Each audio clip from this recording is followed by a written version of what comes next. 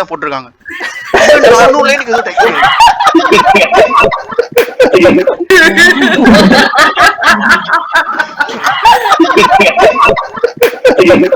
சிம்புவை பத்தி பேசியாச்சு. அடுத்து ஒரு முக்கியமான டாபிக் பத்தி பேச போறோம்.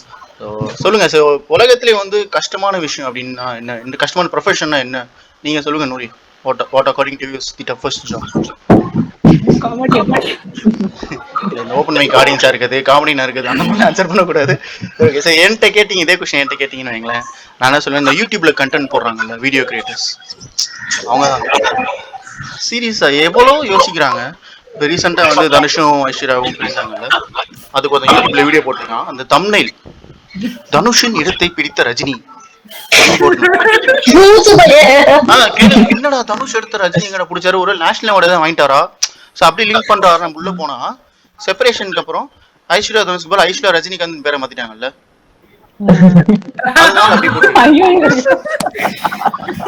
இதான் பரவாயில்ல, பிஹைண்ட் ரூட்ஸ்னு ஒரு சேனல் அப்படி பின்னாலே இருந்து பார்த்த மாதிரியே போட்டிருப்பானுங்க. மேபி அதனால பேரே பிஹைண்ட் ரூட்ஸ்னு வச்சிருக்காங்க போல. அவனுங்க வந்துட்டு ஐஸ்வர்யாவும் தனுஷும் பிரிந்ததுக்கு இதுதான் காரணம், இதுதான் காரணமா கொஸ்டின் மார்க் இல்ல, இதுதான் காரணம் புல் ஸ்டாப்.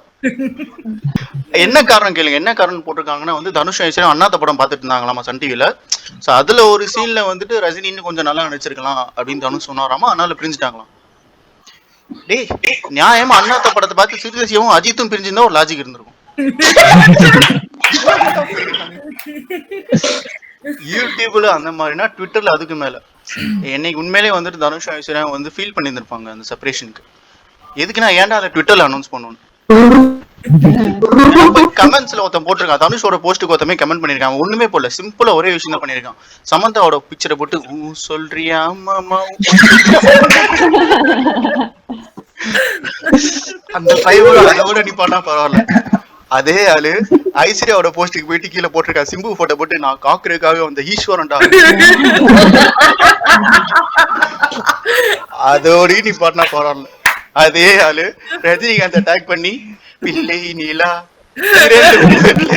போட்டிருக்கான். அதான் யூடியூப் சொல்லியாச்சு, ட்விட்டர் சொல்லியாச்சு, மிச்சம் இருக்குது என்னது ஃபேஸ்புக்கும் இன்ஸ்டாகிராம் தான். இந்த ஃபேஸ்புக் இன்ஸ்டாகிராம் என்ன பண்ணிட்டு இருக்காங்க வந்து ரைட் அப் 400 பக்கத்துக்கு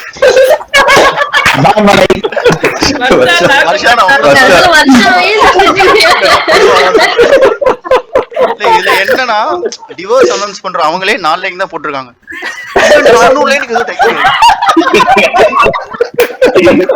என்னடா போட்டிருக்க படிச்சு பார்த்தா காணும் இல்லையே நேற்றோடு எங்க தேடி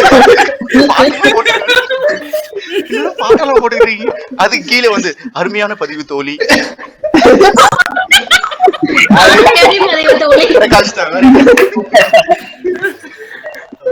அப்படி போயிட்டு இருக்கு.